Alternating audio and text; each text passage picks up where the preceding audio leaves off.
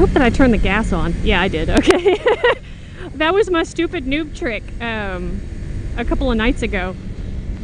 It was, oh, I got an itch. I was riding, and I was in one of the parks. This is like the normal route that I take. And I was like, oh my god, it's losing power! Oh shit! And I pulled over, thinking, you know, oh my god, what now? Because here I am and it's like the middle of the night. So I started going over my mental checklist.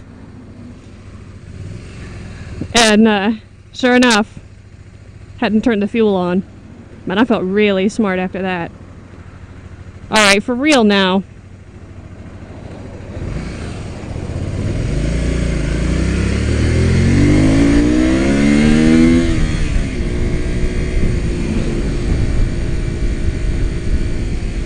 But yeah, so as you can hear, got those carburetors in, and I was having a blast on its first ride. That's my stupid noob trick ride, by the way, until I got almost where I was going, and I looked down and there was coolant spraying out everywhere, all over me, all over the bike, all over the ground, and I thought, oh crap.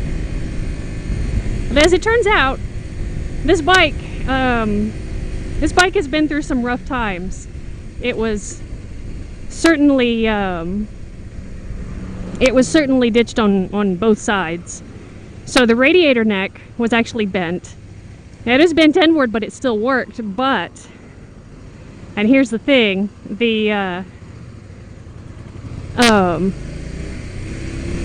the lip of the neck was bent inward in a way that the cap didn't fit anymore. And that was not so good, actually.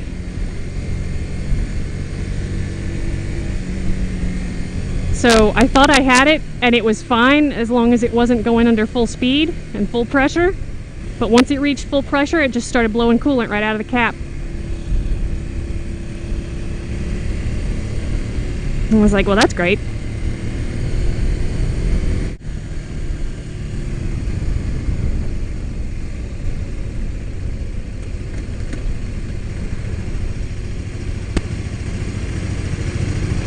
I really need to get out of the oil spot. Somebody mentioned on the site that I've been looking at, it's like they like the scooter videos, but they noticed that I've been riding in the oil spot, and now, yeah, on the scooter I kind of do, because I noticed that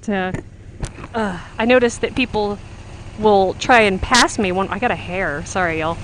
People will try and pass me one side or the other, like, even though it's my lane.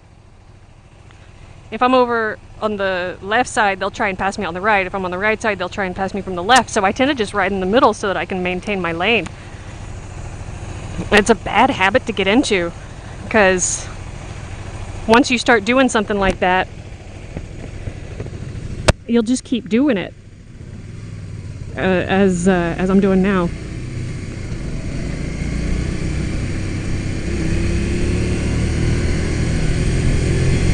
And I know, like, in my brain, all it takes is one good slick spot and I'm screwed, you know.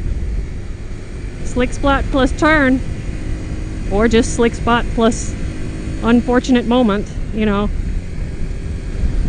Slick spot plus manhole cover. Or paint strip or whatever, and I'll have that oil on my tires and there's no stopping me from going down.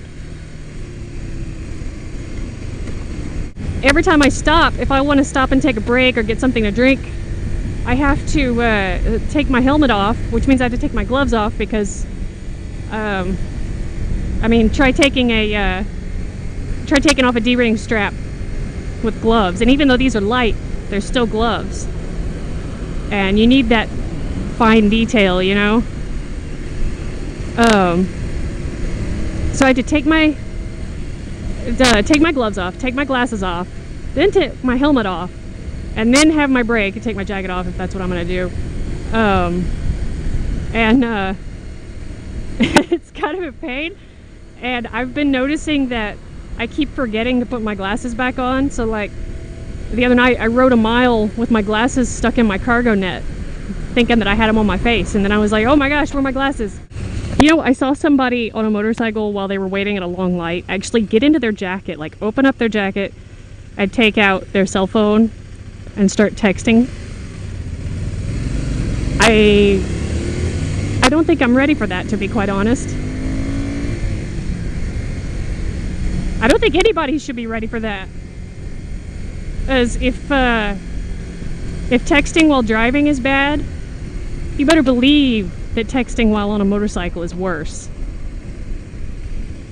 And that also puts you in neutral while you're waiting at the light, which is good for some people if you're into that sort of thing. I'm really not, because I have paranoid delusions that one day I'll be sitting at the light in neutral and somebody will come up and try and ram me. And when I'm in neutral, I can't go anywhere.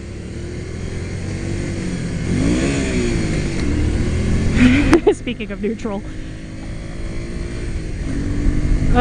Yeah, somebody will come up behind and ram me. And then that'll be the end of me, you know. That guy needs to put his helmet on and keep it off the back of his bike. I don't understand that. Why do people do that? It's like, you got a helmet? Yeah, I got a helmet. But I'm not gonna wear it. That's gotta be one of, like, motorcycle Darwinism or something. It's gotta be. Did they really just block off that whole street? What kind of jackassery is this?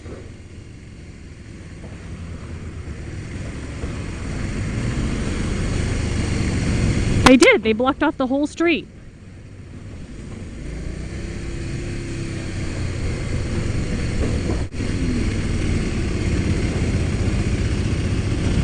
That was a little close. That's okay. Hey, green light. And that's also another fear of mine, and it's gotta be...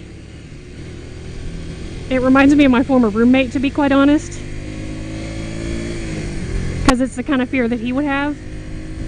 But, being the first one out in an intersection, specifically on a busy road, I don't mind if it's like a neighborhood or something, but a really busy road, forget about it. Because, you know, there's always that one guy who's like, I can make it, and he goes across, and, you know, the light's been red for 15 seconds, and he still runs it. You know, in my case, I've spent too much time and effort on this goddamn bike for it to be, to reach a sticky end like that. I knew it! That's fine. Man, that does train tracks way better than the scooter.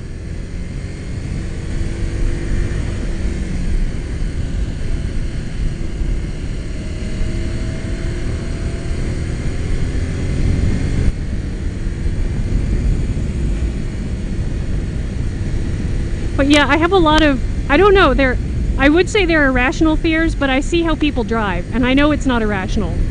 It's perfectly rational. It's just, you know, it's fairly unlikely for it to happen to me.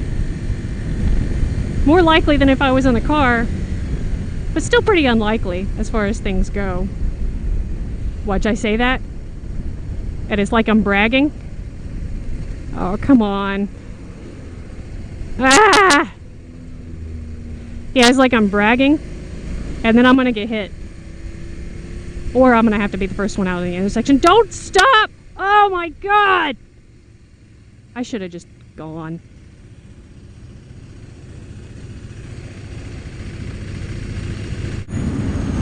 I do kind of wish I could get into my jacket pocket to see what time it was. It used to be there were banks that had the thing and it told you what time it was. Like any time. But now, the only thing I see that even looks remotely like time is the price of gas. You know what I'm saying?